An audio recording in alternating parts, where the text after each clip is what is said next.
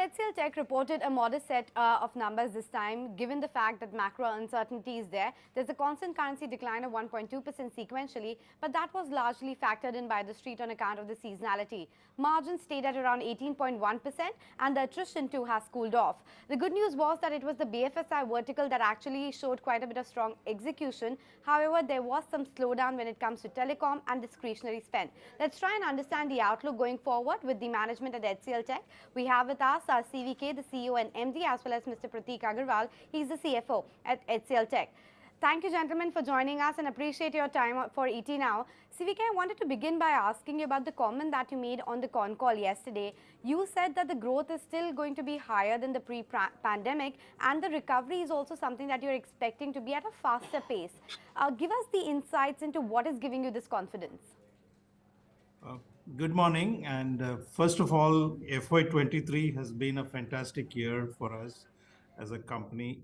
We delivered 13.7% constant currency growth at a company level, and it's very important to highlight that our services business grew 15.8% on constant currency. Almost all of this growth is organic growth. I think it's really an industry-leading growth. The second aspect is our revenues crossed 100,000 crores.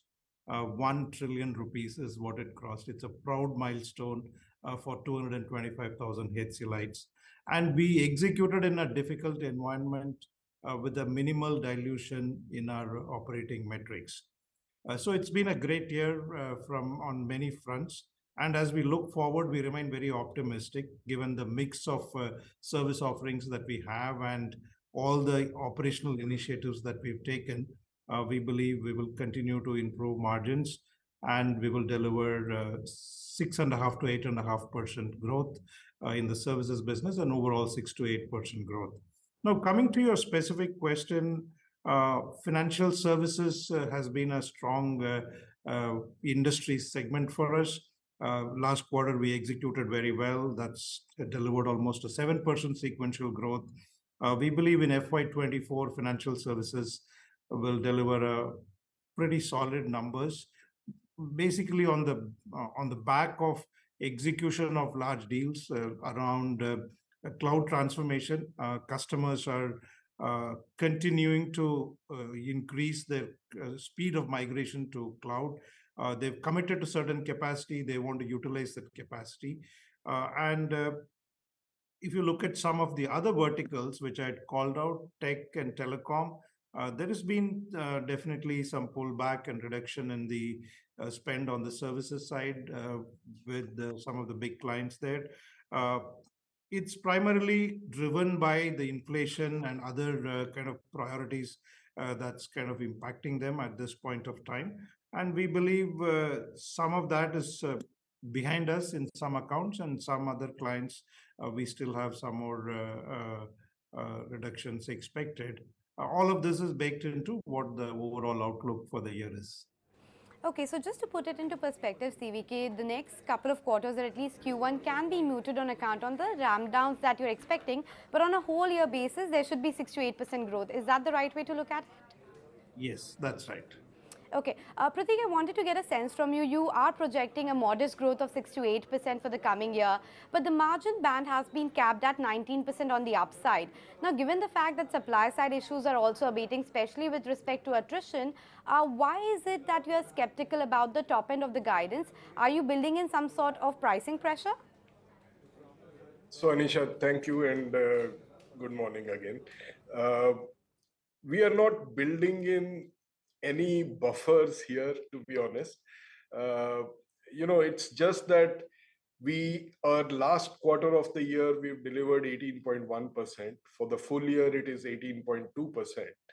And there is at the midpoint of the guided range, it is 18.5. So we are building in that increase of 30 basis points at the midpoint. And it is an environment that is fairly volatile at this point in time. So we figure it is important to sort of go after the right pieces of business and maximize our growth. Our medium-term outlook remains 19 to 20%, which is what our pre-pandemic both FY19 and FY20 margins at the company level were at 19.6%. That remains our aspirational number for the medium term, but given the near-term volatility and the environment that we are going through, we felt it is better to keep reasonable stretch on the margins while we go for the 6.5 to 8.5 growth in a services business and 6 to 8 at a company level. Well, Prateek, you said you're looking at maximizing growth. Does that mean that you will be willing to take deals at even, let's say, a little bit of lower margin, especially because the competitive intensity has gone higher? What's the win rate been like? What's the pricing been like in the latest deals? So, Anisha, the intensity of competition in our business has always been high, continues to be high, and I'm pretty sure it will continue to be high going forward as well. Mind you, and remember, this is the one industry out of India which is truly, truly global in the way we do business, in the competition and peers that we have. We are truly serving global clients. More than 95% of our revenues come from global clients. So it has always been competitive and it will continue to be so. As of now, we are happy to report that there is no sort of irrationality, if you like, in pricing. Pricing continues to be stable.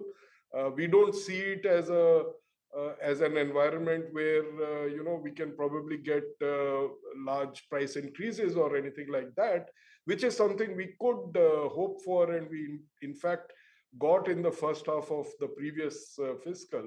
But going forward, we are building in that degree of caution which is appropriate to the times.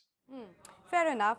We'll take that, as well. But CVK, there are a couple of, differentiating factors in your earnings versus what we have seen with respect to peers. And one of it is the geographic breakup. So we have seen for you, US has actually been the strong point while Europe was muted. Do you think this is just a timing lag and there could be a slowdown in the US business in coming quarters? Or do you expect it to be resilient? It's really dependent on the bookings that we did in the past 2 quarters. We had very strong bookings in the US, so the revenue translation of that is happening now.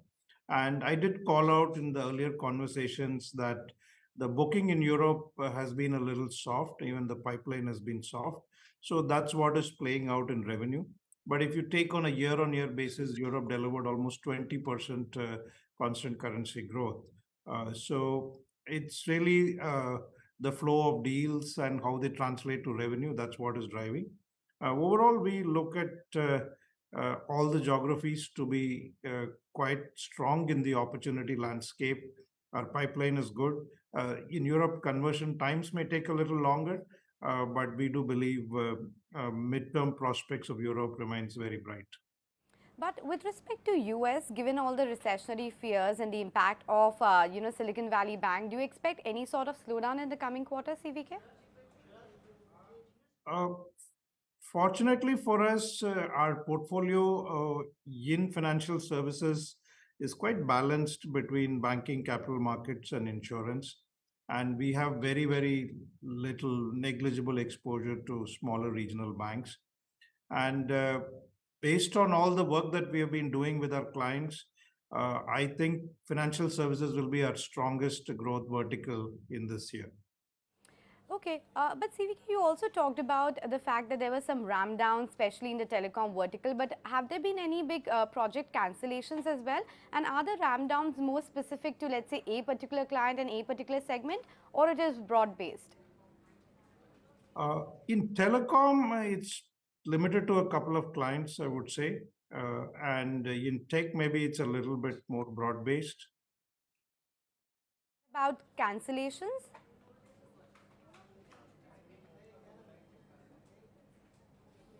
CVK, any big cancellations is what I asked. No, we have not seen any big cancellations. Okay, Prateek, I wanted to get a sense from you with respect to the coming year. What kind of wage inflation are you building in? Because you talked about that you're being a bit more realistic about the guidance for margin. What kind of wage inflation are you factoring in? So, Anisha, we haven't really made that number public yet.